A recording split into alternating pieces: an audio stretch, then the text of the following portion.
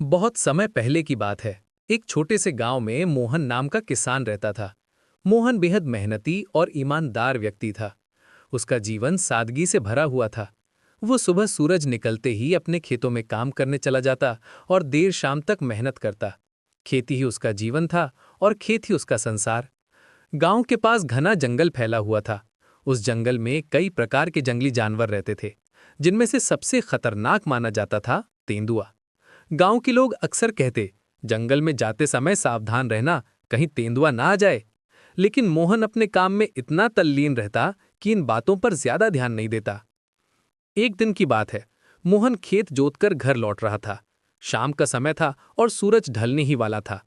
तभी उसने देखा कि पास के झुरमुट में कुछ हलचल हो रही है। पहले तो उसने सोचा कि शायद कोई हिरन होगा, लेकिन अगले ही क्षण उसके सामने एक बड़ा सा तेंदुआ आ गया।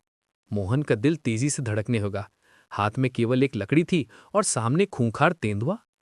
तेंदुए की आंखें चमक रही थीं और उसके दांत बाहर निकले हुए थे। मोहन ने समझ लिया कि यदि वो डर कर भागेगा तो तेंदुआ तुरंत हमला कर देगा। उसने साहस जुटाया और लकड़ी को मजबूती से पकड़ा।